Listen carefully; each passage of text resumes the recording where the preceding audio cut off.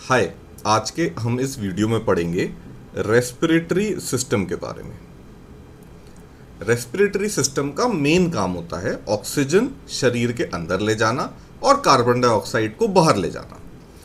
तो ऑक्सीजन और carbon dioxide जो हम एयर इनहेल करते हैं, मतलब अंदर लेते हैं, इसमें 100% ऑक्सीजन नहीं होता, इसमें खाली 21% ऑक्सीजन होता है और कार्बन डाइऑक्साइड बहुत कम क्वांटिटी में होता है जो कि 0.04% होता है। मेजर कंपोनेंट एयर का होता है नाइट्रोजन जो कि 78% होता है। ये हमारी इनहेल्ड एयर है। और एक्सहेल्ड एयर जो सांस हम बाहर निकालते हैं उसमें नाइट्रोजन 78 का 78 ही रहता है। नाइट्रोजन एक इनर्ट गैस है, ये ना बॉडी में रिएक्ट करता है, ना ये कंज्यूम होता है, ना ये प्रोड्यूस होता है। किसी भी तरीके से ये बॉडी से कोई रिएक्ट नहीं करता। ऑक्सीजन 21% से 16% हो जाता है, मतलब मोटा मोटा 5% कंज्यूम हो जाता है बॉडी में। और कार्बन डाइऑक्साइड जितना भी प्रोड्यूस हुआ ये 0.04% से 4% हो जाता है। मतलब जो सांस हमने बाहर निकाली है उसमें कार्बन डाइऑक्साइड की मात्रा बढ़ के 4% तक पहुंच जाती है। जो हमारा रेस्पिरेशन है ये वॉलंटरी प्रोसेस तो है ही। जब हम चाहें तो अपनी सांस तेज तेज ले सकते हैं, जल्दी जल्दी ले सकते हैं, लेकिन जब हम नहीं चाहते या जब हम कॉन्शियसली एफर्ट नहीं कर रहे हैं रेस्पिरेशन का, तब भी ये सांस चल रही होती है। जैसे हम सो रहे हैं या कुछ काम कर रहे हैं और फोकस कर रहे हैं कहीं और पे, तो भी सांस चलती रहती है। तो ये एक इनवॉलंटरी प्रोसेस के जैसे चलती रहती है। और ये पूरा इनवॉलंटरी प्रोसेस कंट्रोल होता है डायफ्राम के थ्रू। डायफ्राम एक डोम शेप का, डोम का मतलब होता है गुंबद, डोम शेप की एक मसल होती है जो कि हमारे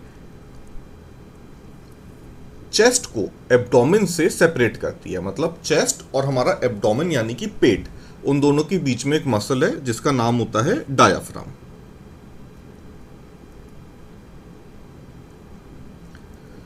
डायफ्राम को बोला जाता है primary muscle of respiration.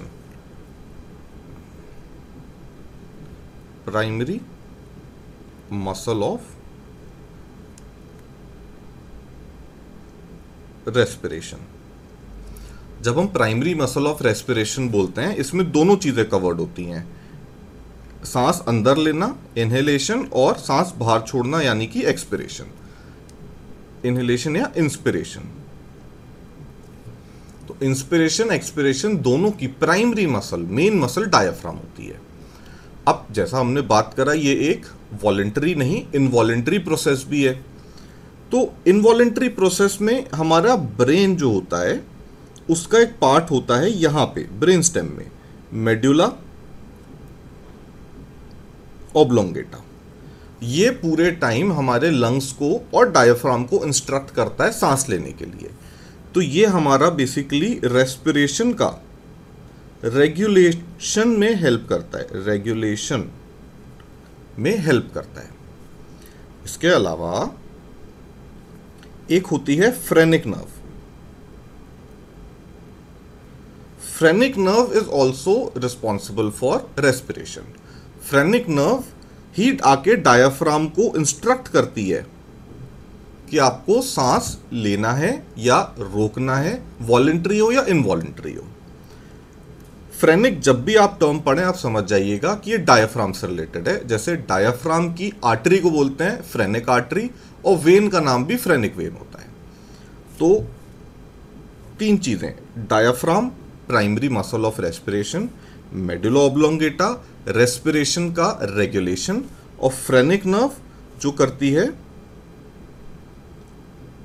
Respiration को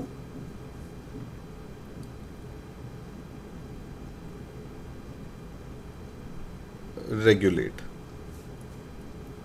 मेडुला ऑब्लोंगेटा के साथ। ये इंपॉर्टेंट क्वेश्चंस हैं जो कि काफ़ी हाई प्रोबेबिलिटी है कि आपके जीएनएम एग्जाम में, बीएससी नर्सिंग एग्जाम में या फिर एंट्रेंस एग्जाम में पूछे जाते हैं।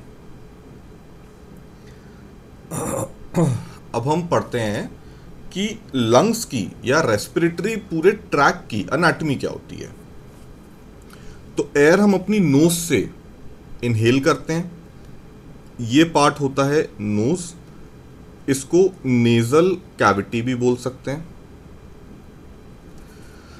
हमारी नाक के आसपास जो बोन्स हैं, इसमें छोटे छोटे एयर फिल्ड पॉकेट जैसे होते हैं, इसको बोलते हैं paranasal sinus.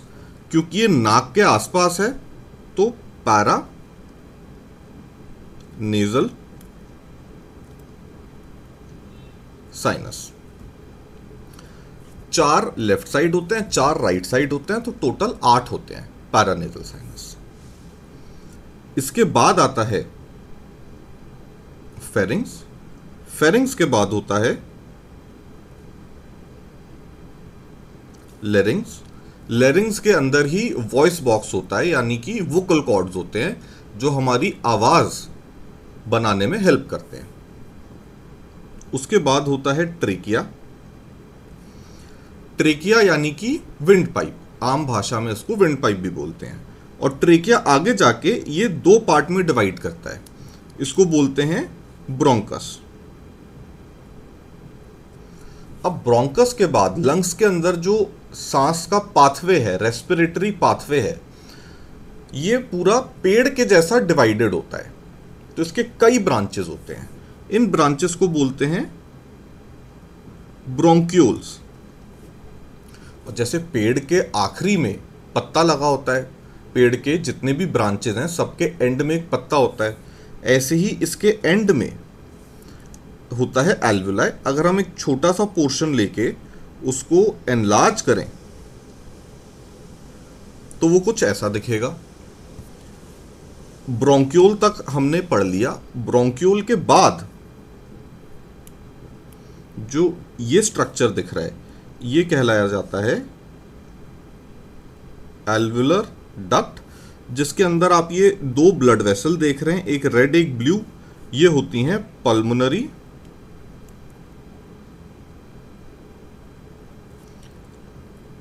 Artery and when. In blood vessels का काम होता है डीऑक्सीजनेटेड ब्लड, मतलब ऐसा ब्लड जिसमें ऑक्सीजन नहीं है या फिर कम है, वो लेके आना और ऑक्सीजनेशन, लंग्स के अंदर से ऑक्सीजन लेना, ऑक्सीजनेशन करना ब्लड का, और ये ऑक्सीजनेटेड ब्लड हार्ट के पास ले जाना ताकि वो पूरी बॉडी में भेज पाए। और ये जो एक छोटा ये बॉल जैसे आपको स्ट्रक्चर्स दिख रहे हैं, ये हैं एल्वुलाई। एल्वुलाई के लेवल पे एयर का एक्सचेंज होता है, कार्बन डाइऑक्साइड बाहर चला जाता है और ऑक्सीजन अंदर आ जाता है।